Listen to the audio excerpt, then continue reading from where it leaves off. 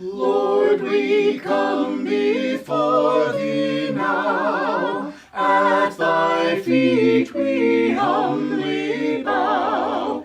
Oh, do not our suit disdain. Shall we seek thee, Lord, in vain? Shall we seek thee, Lord, in vain? Lord, on thee our souls depend. In compassion now descend. Fill our hearts with thy rich grace. Tune our lips to sing thy praise. Tune our lips to sing thy praise. In thine own appointed way, now we seek thee, here we stay. Lord, we know not how to go, till a blessing thou bestow. Till a blessing thou bestow. Grant that all may seek and find thee, a God supremely kind. Heal the sick, the captive free. Let us all rejoice in thee. Let us all rejoice in thee. Well, good evening. It looks like this is going to be our last Wednesday night service online. I think that next week we're going to be back. As our summer series begins, we're going to have Adam Knowles from Green Forest in Poplar Bluff come and speak to us. He always does a really great job, so I encourage you to come out next Wednesday night and listen to what he has to say to us. I think you'll really be blessed by that. Now, we won't have children's classes. We'll all be in the auditorium, and we'll continue to practice social distancing. We'll spread ourselves out. We'll try to be safe.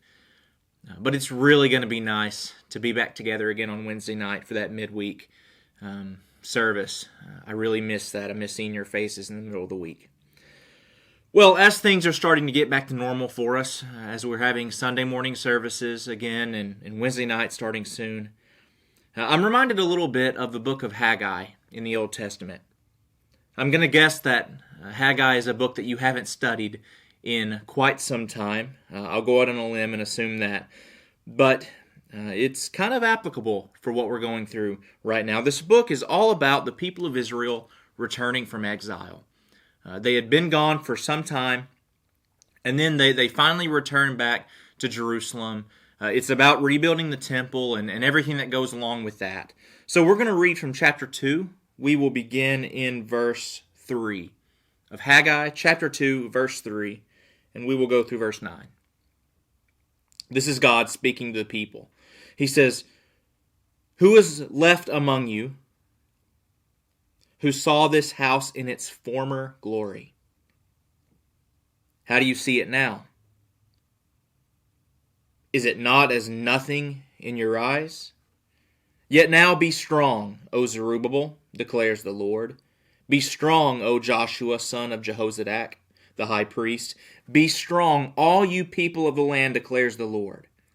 Work, for I am with you, declares the Lord of hosts. According to the covenant that I made with you when you came out of Egypt, my spirit remains in your midst. Fear not. For thus says the Lord of hosts, yet once more in a little while, I will shake the heavens and the earth, and the sea and the dry land, and I will shake all nations, so that the treasures of all nations shall come in, and I will fill this house with glory, says the Lord of hosts. The silver is mine, and the gold is mine, declares the Lord of hosts. The latter glory of this house shall be greater than the former, says the Lord of hosts. And in this place I will give peace, declares the Lord of hosts." So the people returned from exile. After a long, long time, they finally returned to Jerusalem. There were some problems with rebuilding the temple. They were more focused on rebuilding their own houses before they took care of the Lord's house. But eventually that was all straightened out. The temple was rebuilt. And it seems like a lot of them were looking up at it and thinking, well, this doesn't seem as grand as we thought it would be.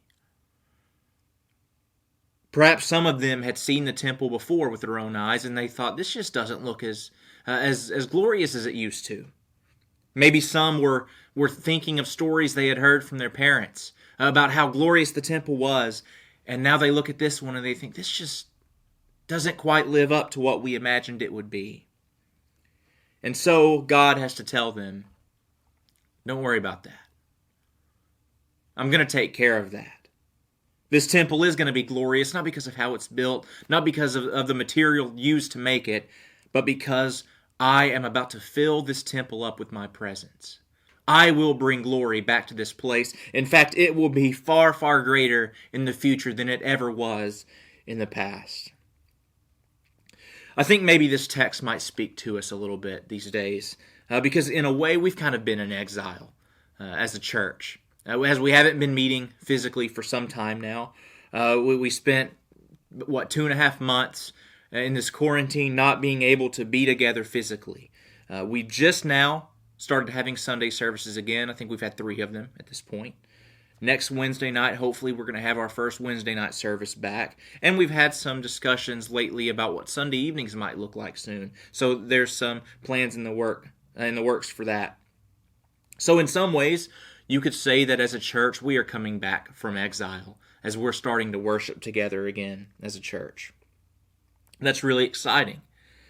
But I also know how we are with the church sometimes.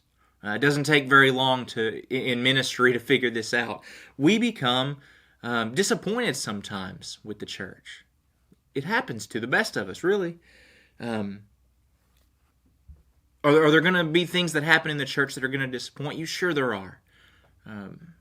We're not perfect. The church is not perfect. It's made up of very, very imperfect people. There are going to be people in the church that upset you.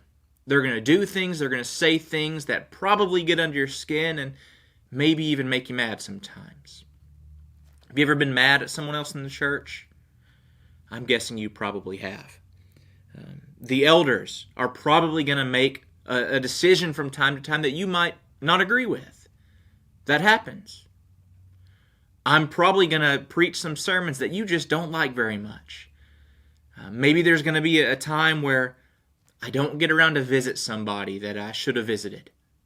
Unfortunately, those kind of things happens, and we get disappointed with the church. Maybe sometimes we look back to former times in the church and we think, man, I miss the days when so-and-so was here. Or I miss when this was going on, when we were doing this program. Why can't things be like they used to be? And so we kind of look back to the past of the church, and we're much more excited about the past than we are about the present or the future.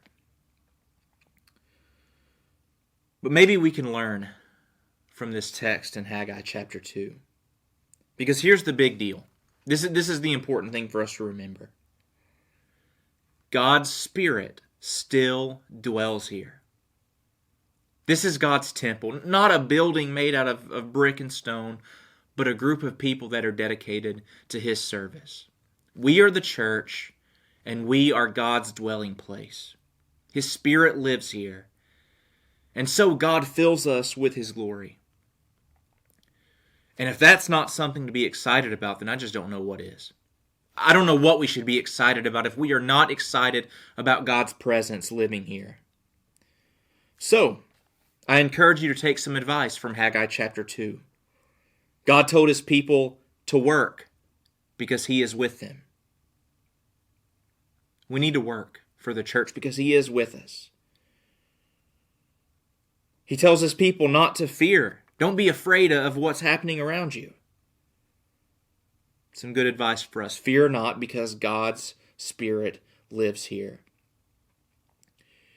And He tells His people here in Haggai chapter 2, they need to be excited for what's coming. Because there is coming a day when He will shake all the nations, He says, so that all the treasures of all nations shall come in, and I will fill this house with glory, says the Lord of hosts. The silver is mine, and the gold is mine, declares the Lord of hosts. The latter glory of this house shall be greater than the former, says the Lord of hosts. And in this place I will give peace, declares the Lord of hosts. I hope you still believe in those words, that God is going to do great things amongst His people in the future. I believe that same promise is still true for us today. God is going to do great things through us here at Slicer Street. I'm excited for the future. I hope you are too, and I'm really excited to be back with you on Sunday and Wednesday. I hope you're looking forward to that, and I just cannot wait to see you again.